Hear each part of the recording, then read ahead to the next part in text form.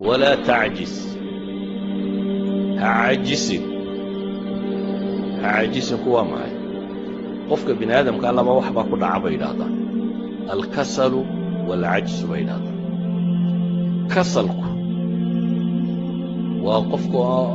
وهسي عدم الإرادة وقفك أن دونيس بالهين إنه حقبت بالربين عجز يقونا وقفك يربين وحي قبطه لكن هدنا قابن كارلا قطاقلا عدم القدرة شقق الصولة قبطه وحيد هذا لبضا الشيء بو عملك ككوبين إن واحد دونيسيد iyo inaad awoodid markaasuu camalku kuu qabsoomaya inaad doonaysid inaad qabato iyo inaad awoodo nabigu calayhi salaatu wasalaam markaa wuxuu tilmaamayaa inaynan cajsinin dadka badh iyo wax kastoo ay qabtaan taswiif ku rumeeya insha allah berraan samayn doonaa maanta aad qaban karaysaa maxaa berri camal kale u dhigo maya berraan samayn doonaa wax kasta berru u dhigaya ama maahe brogramyo iyo barnaamij buu degaya رسول إن شاء الله ساسا يلي سنة كدنبه قرآن كان حفتنايا سنة كدنبه waxaan rabaa jaamacada بلس inaan kaga baxo إن شاء الله waxaan rabaa waqtiga soo socda tijaaradaas inaan galo waxaan rabaa kutubta inaan dhigto waxaan rabaa cibaadada inaan sameeyo laakiin afku kaliya waa barnaamij afka ah amal ma gaadhayo isuma bedelayo maxay wax amal isuma bedelayo in wax la bilaangareeyaa ma xuma laakiin waxaad bilaangareynaysaa waa inuu yahay waxaad awoodoo qaban karaysa marka koowaad shay fii maqduurik waa inuu yahay waa inaad qof riyoonaya noqon dadka badh baa day dreaming adoo soo jeeda inaad riyooto maaha waxaanad samayn karayn haddaad iska wadwado waa riyo kalew dadkii hurdaa riyooda dadka soo jeedana qaar baa riyooda oo mar haddaad waxaanad qaban karayn aad ka fekerayso waad riyoonaysaa waxaad bilaangaraysay waxaad qaban karto waa inuu noqdaa marka labaadna waa inaad fulisaa fulintu dadka badh baa fulanima haysaa arma dadku kula yaabaa arma si xun lagu eegaa arma shaki unbaaba iskaga soo ururaya dadka badh oo wuxuu uu qaban lahaa u diidaya armaa lagu idhaahdaa waxaan wuu istusaya waxaan kan buu samaynaya laakiin نبي وحينا ليه احرص على ما ينفعك واستعن بالله ولا تعجز مرنا بها عاجزي ولا نبي عليه الصلاة والسلام صحابي وشقين شري أنس بن مالكها هي وحليه هي أنا نبي وشقين يا وحبان مغلا يسقوا كعل علينا يوله اللهم إني أعوذ بك من الهم والحزن والعجز والكسل والبخل والجبن وضلع الدين وغلبة الرجال سوى كوع العلني يولا إله وحن كان مغنقلي ورورك يو البهارك يتيران يدي يمروقنا همي قوا وحصاص على وقفك ورورا مستقبلك ولا مدو بعده أو دبتنا قفك ورورا حزن قنا ووحي كتغي قفك وتيران يمروقك الريبة إذا ولا بورور أما اللي بول البهار لكن وحي كسليسان yihiin midna waa wixii tagay midna waa waxa soo socda nabigu calayhi salaatu wasalaam labadaba ilaahay buu ka magan galay wuxuu kaloo ilaahay ka magan galay al-ajz wal-kasal waa labadan xanuunaynu hadda sheegay qofku inuu cadam al-qudra inuu xawoodi waayo ama in doonistuba ka dhibato doonistuba inay ka dhibato dadka badh baa wahsiga iyo hurdada mooda inay nimco tahay waa raaxaysanaya buu leeyahay deetana u jiifaya saa baktiga waxba nolosha hurda kuma soo kordhiso qofku waa inuu hurdada seexdaa intuu uga baahnaa intuu caafimaadkiisa ku ilaalinayay intuu nashaadada jidhkiisa uu dib ugu soo noqonaysay sidaa awgeed buu nabigu wuxuu ilaahay ka magan galay wahsiga iyo waxtaryarida wuxuu kaloo ilaahay ka magan galay bukhliga iyo jubniga jubnigu waa baqaha waa qofku markuu wahsado dee wixii uu ka baqaya dabeetana si aad u sugaysa walaal baraad qaban inaad u leedahay ayay iswada fuulaysa hadhowna waxay gaaraysaa shaqadii waxaad qaban karin jubni bukhliguna waa wixii oo anfacaagii oo dadka gaadhaynin anfacaagii oo dadka gaadhaynin wadalaci dayni waqalabat الrijaal waxa uu nabigu sheegayna waxa ka ratibma daynta oo ka xoog badata iyo bini aadamka oo ka xoog bata xadiidkani waxa uu tilmaamayaa markaynu soo duuduubno qofka muslimka inuu qof active qof nashiita qof firfircoon qof raba inuu wax qabto qof camal adduunyo mid aakhira midun ku foogan qof aan noloshiisu khasaare noqonin ama wakhtigiisu khasaare ahayn ayuu nebigu calayhi salaatu wasalaam tilmaamaya walidaalika nebigu wuxuu tilmaamayaa wakhtiyada qaarkood ayacjizu axadukum buu nebigu waar midkiin miyuu kari waayaya an yaksiba kulla yawmin 1000 xasana maalin kasta inaad 1000 xasano shaqaysato miyaad awoodi kari waayeysa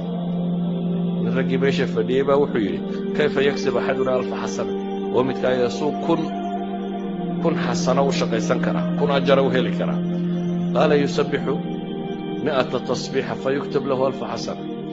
dee 100 goor baad subxaana allah odhanaysaa iyo waxa laguu qoraya subxaana allah intay kaa qaadanaysa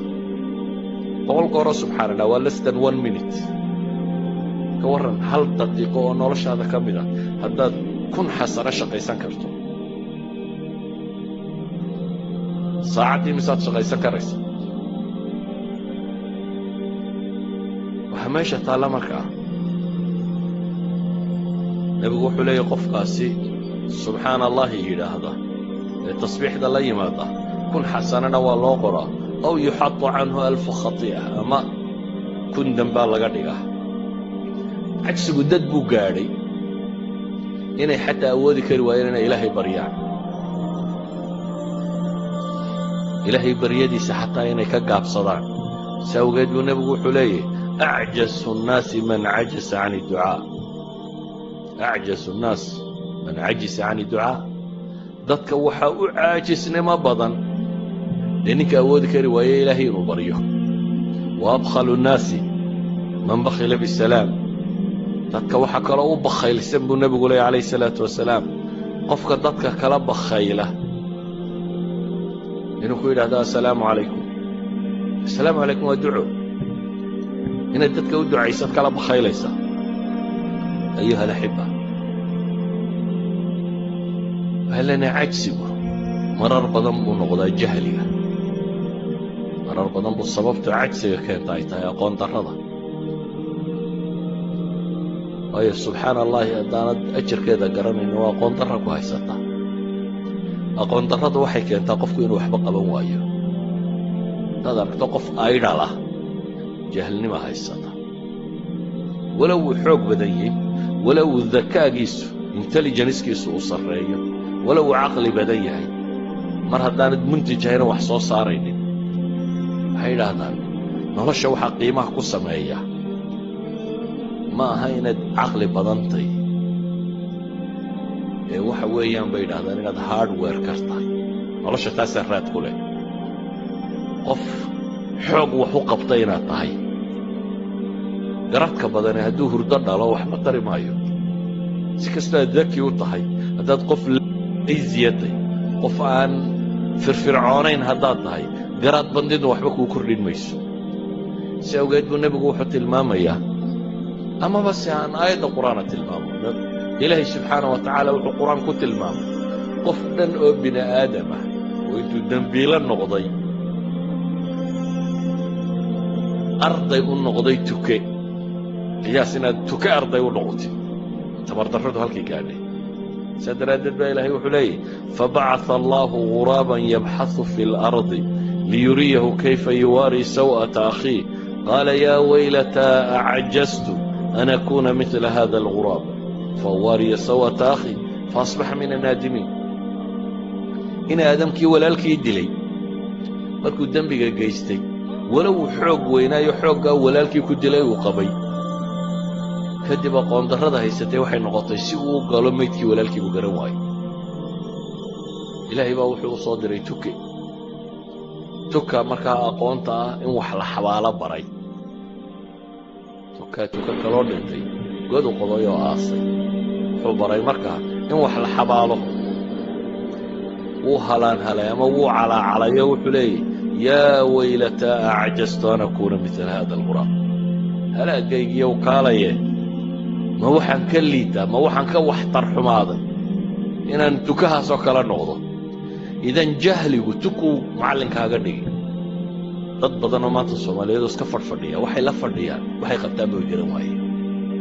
jahliga fadhiisay beersi loo qoto ma garanayo wax kale si loo sameeyo ma garanayo aqoon si loo barto ma garanayo jahli baa fadhiisay jahligu marka dadka uu duleeyaa idan aqoontu iyo cilmigu waa min alquwwa المؤمن القوي خير وأحب إلى الله من المؤمن الضعيف وفي كل خير قوة اللي شيء aqoonta kamida ساوجد أيها النبي عليه الصلاة والسلام إن قال دردارميا استعن بالله ولا تعجز إلهي كالميسو واستعانة هذا إلهي كالميسو أنا عاجز ولا تعجز عاجز هو معي قفك بن آدم قال ما وحبا كل عبيد هذا الكسل والعجز بين هذا كسلك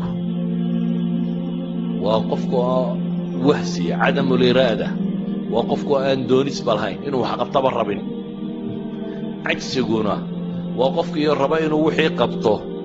لكن هذا نقابا كارلا قطاقلا عدم القدرة